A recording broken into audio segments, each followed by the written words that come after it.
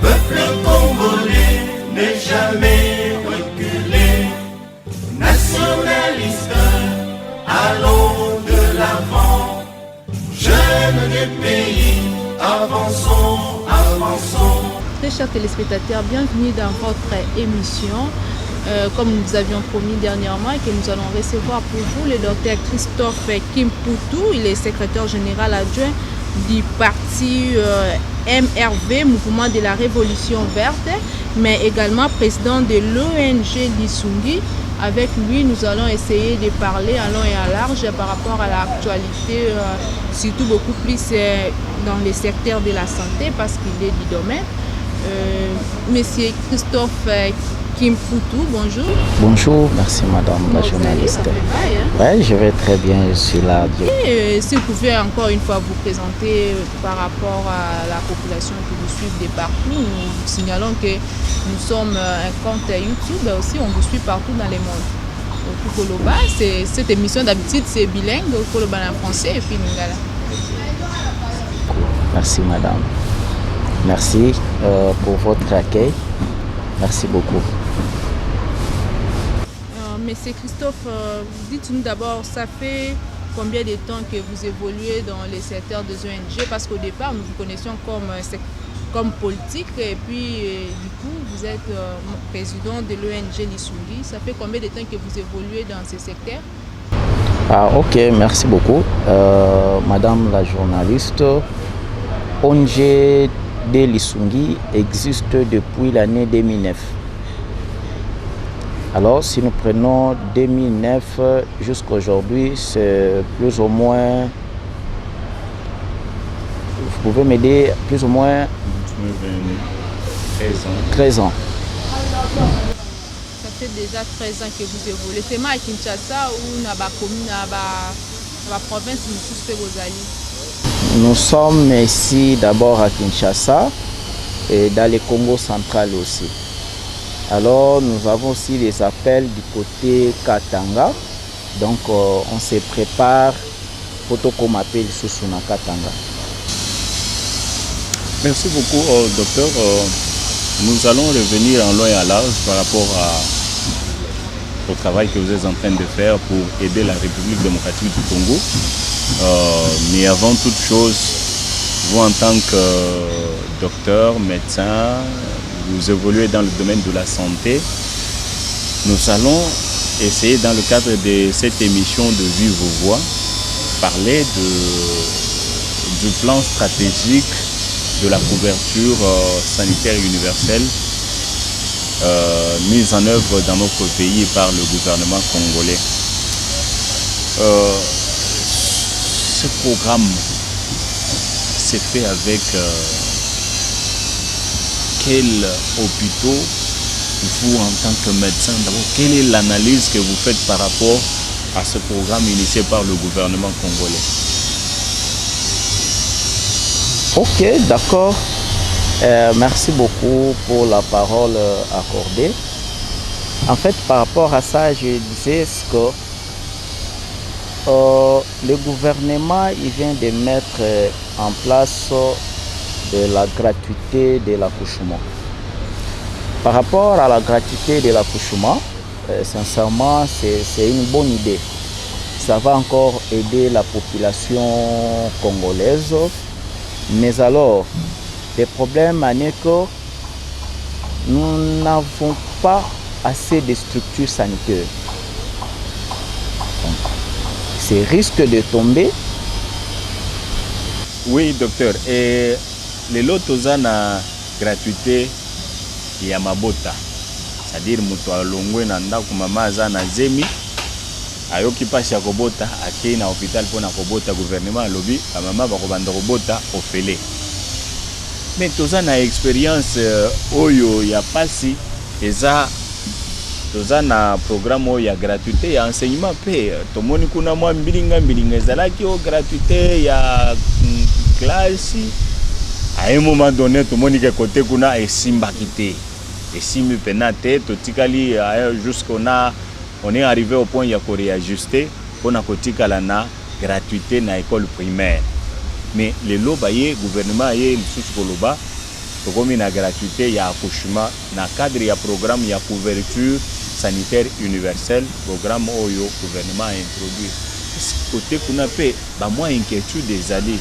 Est-ce que kosimba yango nde tozotuna ekosimba na ba fo nini na ba hôpitaux nini soki tozwi neti Kimbantseke na Kimbantseke tokoza la zone si je ne me trompe pas et par rapport aux données que vous avez toza na 2 zones de santé.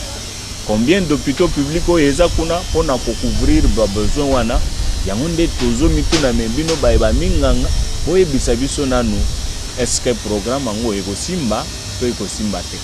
Oui, et ben petit peu les lotés pour nous bakisa ndeko Félix. Et ben petit peu les lotés tout ozoni na époque ya Sami Badi Banga nini mta initia eloko wana tomoni simba kati est-ce que tout ronde possible. Bon. Ngai nakoloba soko son excellence président de la République Félix Antoine Tshisekedi azali na amour wana. Alors soki ke balingi programme wana esimba ekutana na makambo ya gratuité te, c'est-à-dire esengeli ba respecter ba normes ezali nini, c'est-à-dire c'est de renforcer les capacités d'accueil dans des hôpitaux. Quand on dit capacité d'accueil, c'est quoi? Capacité d'accueil, c'est-à-dire bambetu bisika bato yo bakolala. Boutier gratuité et enseignement. Vous venez de me parler de la zone de santé de Kimbantseke. Ce qui n'a koki kozala na mémoire à malamu, c'est-à-dire Kimbantseke compte des zones de santé. Et je ne pense pas que Kimbantseke akokaki na ko arriver na kozala na 5 hôpitaux ya l'État. Et tous les populations cibles, il y a une zone de santé à Kimbantseke Mobimba. Vous savez que Kimbantseke est tellement vaste. Alors, tout ce monde-là, tant que tu es gratuité, c'est-à-dire baobanda ko kende place wana, baobanda ko lala wapi. On n'en disconvient pas, l'État a tiré programme wana, oui. Mais est-ce que programme wana eko simba na capacité nini? Capacité d'accueil nini oyo hôpital wana ezana yango oyo l'État a ko réussir na gratuité ya accouchement. Donc moi j'espère que président de la République azana ba idée moya malamu, sauf que aza mal conseillé. Aza mal conseillé, banga ba pesa ena non to tonga hôpital ebele à l'État. Quand on dit réhabiliter par exemple, vous pouvez réhabiliter, n'y a pas. Là on n'en disconvient pas. Quand on dit réhabiliter, c'est-à-dire couleur mo ebeba ki otie couleur chambre mo. Non, on n'en disconvient pas. Quand on dit reconstruire, c'est-à-dire il faut quoi ajouter. Donc, il faut ajouter la capacité d'accueil. Il faut quoi ajouter capacité d'accueil pour les malades, c'est-à-dire coucher, et non seulement ça, et l'État a respecté aussi. Vous savez que pour le moment, biso ba médecin toza na grève. Mais grève ezoko kaka. Grève ezokoma. Alors c'est-à-dire c'est parmi des choses où l'État à mettre en place pour que le programme wana esala nini est reçu. Et sinon, l'État il est obligé aussi à traiter na ba structure privée. Ba structure privée neti o yabino ONG lisungi zape parmi musala bosalaka. Effectivement oui. Ce qui gouvernement y est sollicité bino bokozala prêt pour accompagner programme ngo. Pourquoi pas? Et d'ailleurs nous sommes là au service de l'humanité. Yangonde to salaka sans que le gouvernement wana apesa biso quelque chose. Alors ceux qui aillent vers nous biso tokoboya kosunga population wana te. Kasi mutuna ezotuna ma vana pesa maloba na ndeko na ngai pona kokoba na émission na biso de vive voix. Est-ce que bino pe na ngamu na bino bozana ba infrastructure ya malamu oyo ekoki ko accueillir ba patient pe kofandisa bango na bisika bisengeli to bino pe kote kuna mwa mbilinga ezali mwa mikakatano ezali lokola ngambu ya gouvernement pe soki baye na bango pa na bino nde bokozala makoki ya kofandisa bango malamu. Ok, merci beaucoup. D'ailleurs, c'est une question très pertinente. Alors, moi, je dirais par rapport à ça, vous savez, le problème est que nos structures sont viables, telles que les nôtres. Il y a l'Isungi. C'est-à-dire, quand on parle de l'Isungi, c'est-à-dire tout le monde a ébi l'Isungi et ça nini. Donc, dans notre aspect, l'Isungi compte au moins environ 9 structures. L'Isungi compte 9 structures.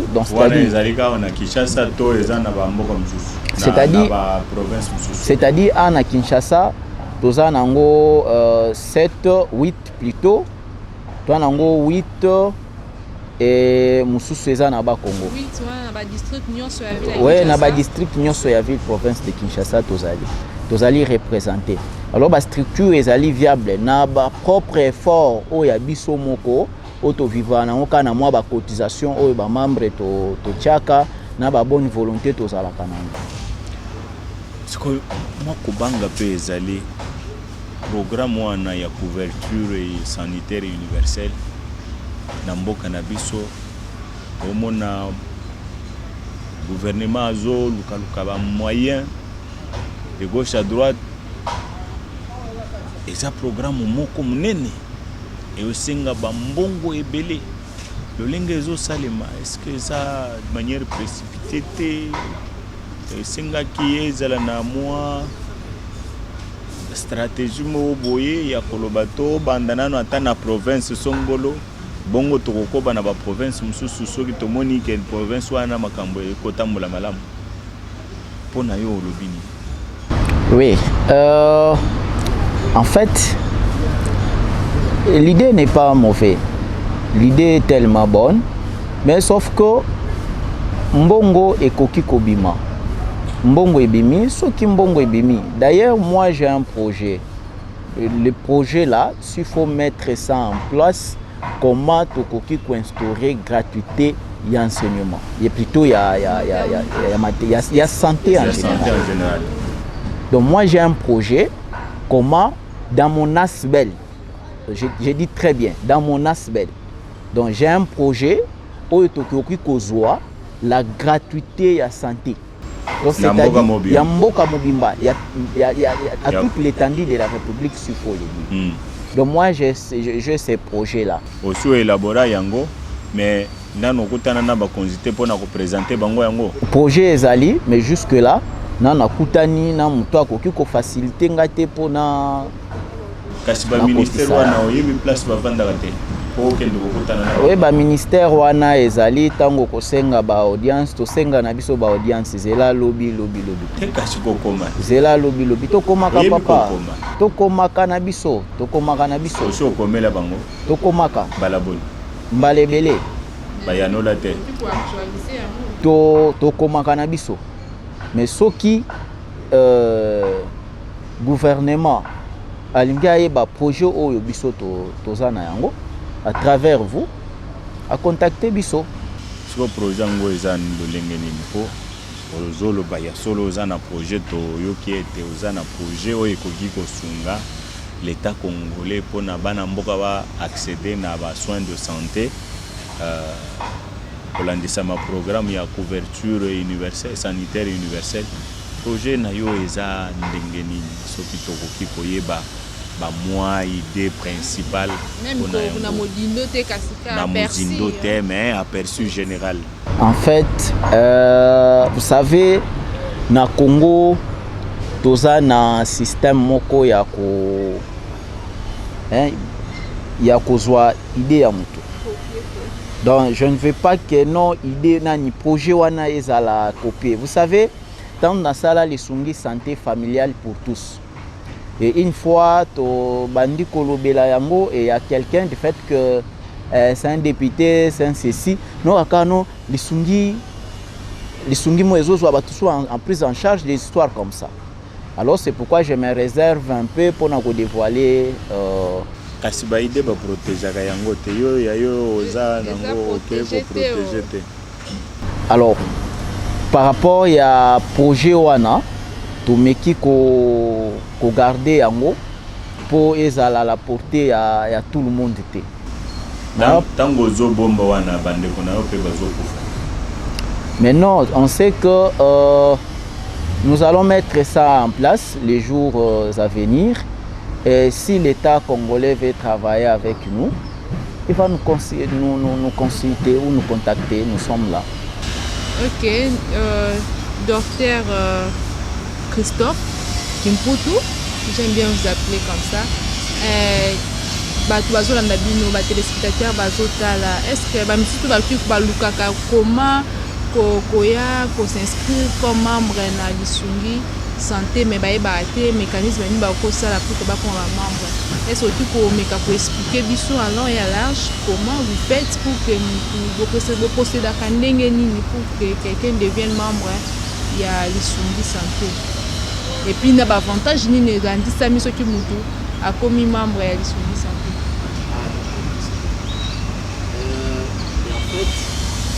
Lisungi santé familiale pour tous. D'abord na bandi siège social nango ezali na avenue Oshwe. Avenue Oshwe quartier Nzuzwa Mbombo, commune de Massina. Juste nous sommes derrière marché de la Liberté. Donc référence ezali hôtel Molokai. Donc une fois arrivé na hôtel Molokai wana et que mutatuni avenue Oshwe eza place à Obungate et clinique Lisungi eza hôpital mo ebani na dans les quartiers en fait et consort na kati ya clinique nde siège social na biso eza wana. Par rapport ya adhésion eza ka na 10 000 francs ya pamba. Donc mutaye a foutu 10 000 francs a commis membre ya Lisungi et à tout moment akobanda kokota na ba cotisation. Donc cotisation na ye ekozala na 3 000 francs congolais, donc c'est-à-dire 100 francs par jour. Oui, 100 francs par jour. Alors, na 100 francs par jour, oyo muto akobanda ko cotiser, ou soit 3 000 francs congolais le mois, mutuana azali bénéficiaire ya la gratuité ya santé. Na ba centre na biso nyonso. Donc c'est-à-dire yo membre na biso tango ke ailleurs, c'est-à-dire aux bénéficiaires te. Donc faut à partir de 10 000 francs oyo akopesa, c'est-à-dire na mbongo wana nde biloko nyonso eza na kati ya nani ya 10 000 francs wana apesi, voilà. Sikawa apesi 3 000 francs apesi na 10 000 francs ya adhésion pona kokoma membre ya ONG Lisungi. Bobandi kopesa baso nini bopesa ka eza kaka ba consultation to eza na ba premier soin to eza na échelon nini ya ba soin bopesa ka oyo mususu pe soki ayoki alobi a po toyebaka mingi awa na Congo tolingaka gratuité. Soki toyoki ke kuna ezali ya ofele na futi kaka 10 000 francs ngai na bana na ngai na mwasi na ngai tokoya ko adhérer. Kasi mukolo toko adhérer kuna ekokoma o lokola bozaba membre ya solo toyebi ko bozaba membre kasi bopesa mbongo boye bopesa misolo boye wana nde yaka mikolo sima koya kopesa lususu mobulu na kati ya ba membre baswe nini oyo bopesa ka gratuitement ata soki mutu asengi to bas esengami ba pasola ye. Est-ce que boko zwa en charge makoki nyonso wana to ekosenga mutu akende koluka lisusu na ngam na ye aya kobakisa mususu? Ok, d'accord. Merci beaucoup, monsieur le journaliste. Nako limbola yango na ndenge yango esengeli. Vous savez, na tant tozozwa gratuité ya santé na Lisungi santé familiale pour tous. C'est-à-dire fiche, consultation, examen général, ezali gratuit. Quand on dit les examens, examen esengeli to sala et pas na biso, nyonso wana eza gratuit. Ainsi que les soins de santé. Donc c'est-à-dire et les premiers soins, donc tout est gratuit, sauf que les patients yemoko akosomba bakisi na ye. Par exemple na cas ya opération. Par exemple na cas ya opération patient ye moko asombi bakisi na ye biso tosali na biso opération. Non seulement ça, voire même l'échographie est gratuite parce que nous avons aussi l'imagerie médicale. Alors tout ça la kayango moyennant ce qu'on appelle la fidélité. Comprenez les Congolais, tant mutumsusu amoni le roi naza déjà na kiste nanga. Tikanga pekana ke kotaka po basala ngambala moko kiste wana. Donc c'est-à-dire faut total la fidélité à mutu wana. Donc fidélité na biso ezalaka ya 6 mois. Donc 6 mois après au bandi mbala moko ko bénéficier ba nyonso tolobi gratuit. Alors ceux qui n'ont totalisé 6 mois té, c'est-à-dire facture na yo ezali divisé par 2. Mais une fois au totalisé 6 mois ya fidélité, tout le monde que oyo ayaki kate pona intérêt, mais ayaki penza en tant que membre. C'est-à-dire na 6 mois wana okofuta lisusu eloko te. Donc nyonso ezali gratuit. Aux opération césarienne. Kobota ofele makambu nyonso tout ofele. D'ailleurs Nasbel Nabiso à travers nos structures sanitaires dénommées clinique médicale Lisungi, la structure Nabiso opération est à 50 000 francs congolais par cas. Imaginez. Là pour les membres seulement ou bien pour tout le monde? Là pour tout le monde. Alors si on demande 50 000 francs congolais pour tout le monde, et combien de fois pour nos membres? C'est pourquoi tout ticket la bango gratuité. Le pas Nabiso gratuité ezali na ba service nyonso. Ok, merci beaucoup. Une question aussi très pertinente. Oui. Makoki tozwakaka na mike oyo to tiaka ya cotisation wana mois 3000 wana. Toyebi ke ndako ya batu tofutelaka, tozwi tofuti mbongo ndako ya batu. Et moi muke etikali, ba minganga pe basali nini, bazwi to vivaka kaka ndenge wana parce que toza na ba partenaire te. Kuna kolela ezali te. Et ba minganga na bino ba personnel baza bien payé parce que boza na ba partenaire te na ba moyen de boza na ba partenaire te bo sala na makoki ya mabenga na bino siko ba minganga bafuta makandenge nini bato bo sala kana bango bafuta makandenge nini bandako ya bato lobi yango bofutaka bofuta bokofuta kaka na 3000 wana oyo bozozwa na ba partenaire na ba membre na bino na sanzo wana nde esungaka bino po sala makamyo so wana. Bon, il arrivaka aussi comprenez une fois na yoki mutu mo azobenganga papa social. Na ebisie non. Moi j'ai une mission, on c'est-à-dire faut aider population congolaise. C'est pourquoi je me suis consacré aussi au service de l'humanité. Il est arrivé la kabiso aussi des fois. Botali, vous traitez batu ebele. Moi wana ba membre ba cotiser mingité, mbongo pe ekotité.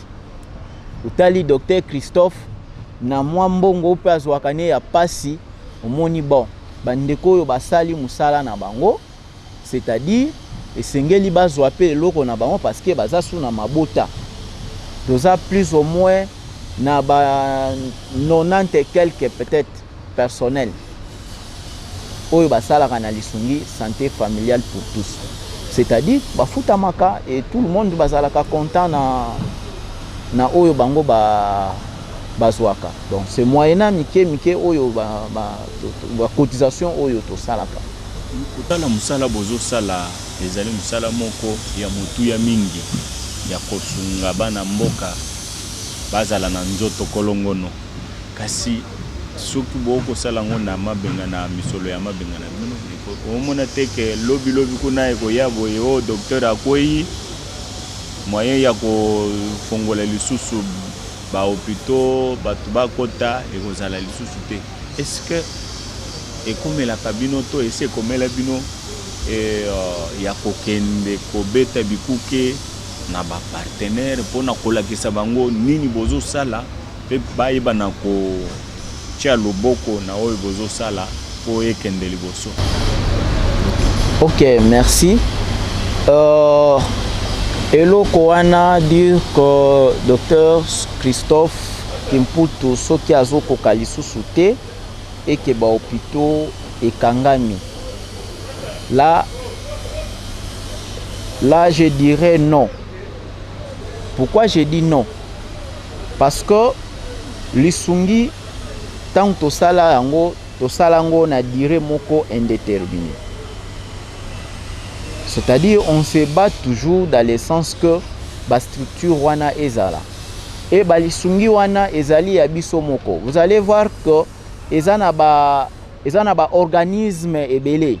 Balobino biso tozwa bato en charge consort. Bozwa bato en charge mais boza na hôpitalité. Voyez ça?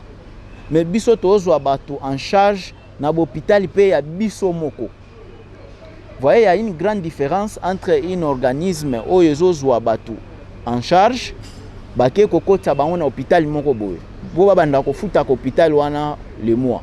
Alors nous là, tous un hôpital où tokopesa mbongo te le mois. Donc biso moko nde hôpital. Donc biso moko lisungi, biso moko pe hôpital. Donc batwana bazoya kozwa traitement envers biso. Parce que biso toluka ba partenaire, ces partenaires là peuvent nous aider et si cas par exemple tozalaki na 20 lits par exemple. Partenaire ako aider biso a tieli biso sous moi ba blo mususu. Et tozana posa toko sa prestation ya médicament par exemple. To banda ko sunga to yamba maladi mususu ayebwe mbongo ezate. Ata mbongo somba ki ezate. C'est là où j'allais même poser la question na cas opération. Nous soit azan membre mais azan na mbongo akosomba na ki ezate lo ça en il est arrivé la kabiso. Alors, il y a des fois il est arrivé bon, bolobi mais bolukane fils qui ata mwandambu. Tia mwandambu asbel petit la ota mwandambu ozwa nani. Also il y a des partenaires. Les partenaires là bakoki kosala ke notant bazo sponsoriser biso, mutaye azupe traitement na gratuit. Tant tozolo ba entre autres partenaires, l'État congolais azali pe partenaire na biso. L'État congolais aussi azali partenaire na biso. Voilà. Docteur, tant qu'on a biso et zo poussana, nous sommes tellement coincés par le temps. Musala bozo sala eza musala munene.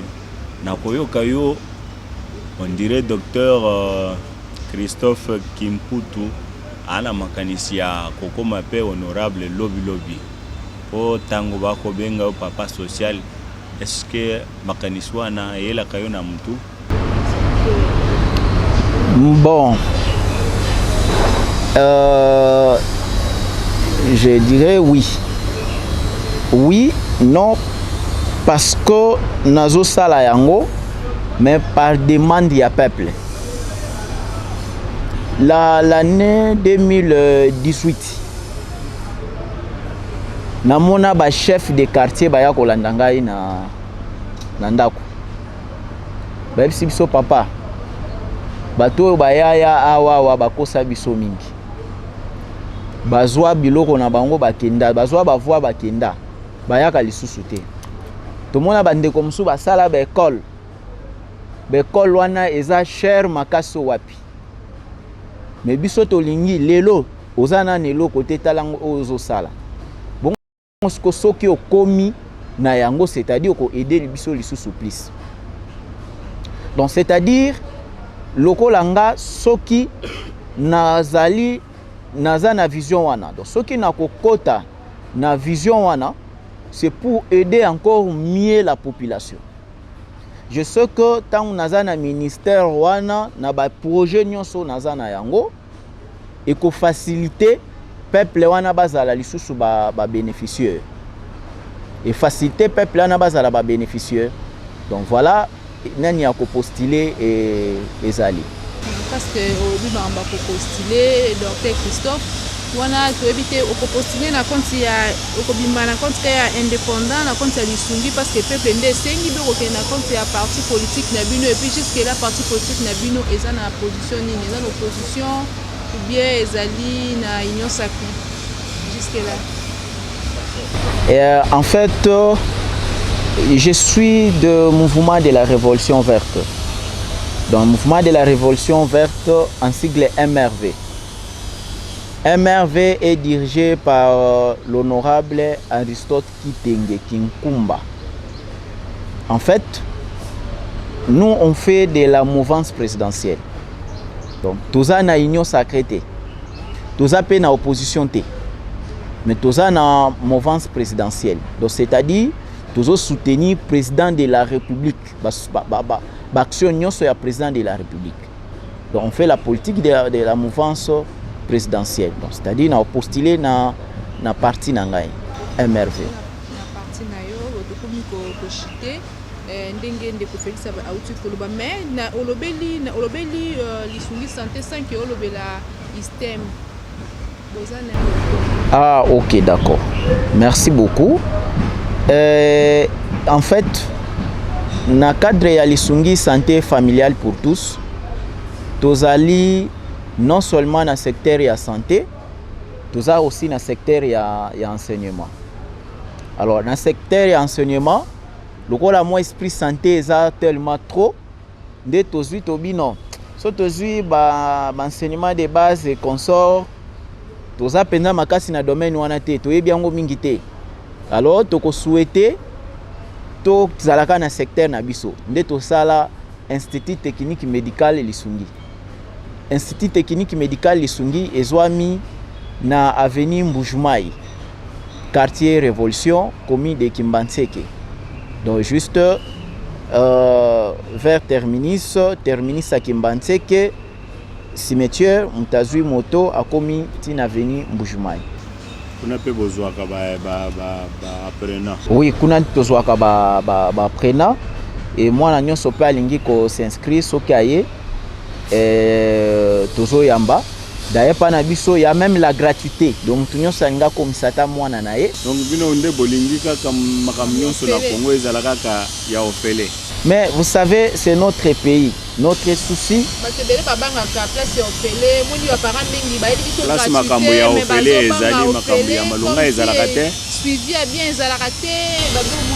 En fait, c'est question d'être en ordre dans la cotisation.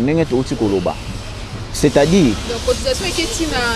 Qui est un enseignement. Donc, c'est-à-dire que nous cotisons régulièrement. Sauf que pour la moto, il y a un quota. Gratuitement et pas nabiso. Donc c'est-à-dire tous voyez en charge. C'est-à-dire à PC 200 000 francs congolais il y a inscription et ainsi que moi ba frais mususu connexe et tous en charge à foutre l'autre côté.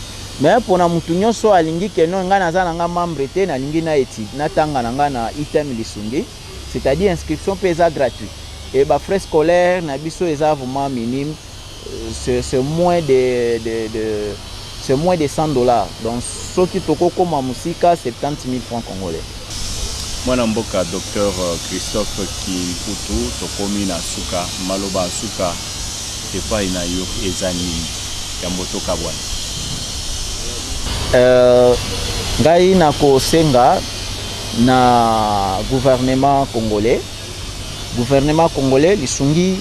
Tozali kosunga mboka et tozali ko soutenir programme ya gratuité ya accouchement, tozo soutenir yango à mettre ba moyens en place, à collaborer na ba structure privée pour que programme wana est la effectif.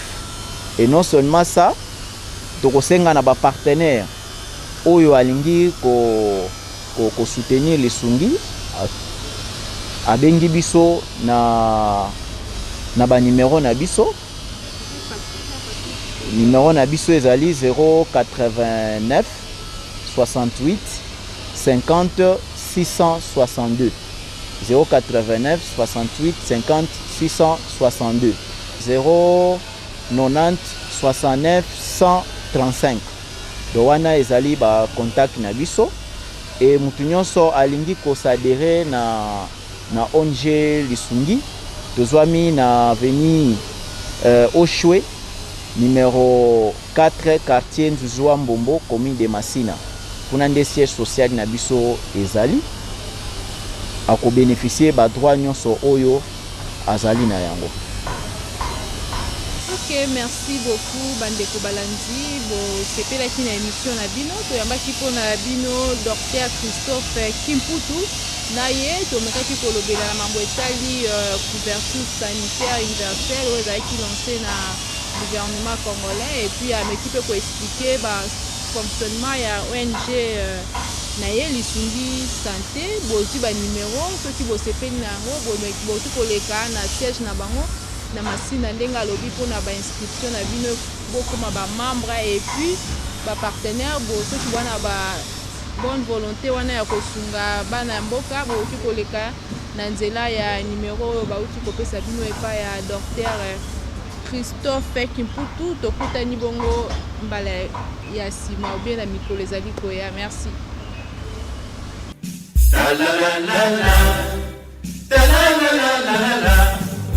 Peuple congolais n'est jamais reculé. Nationaliste, allons de l'avant. Jeunes du pays.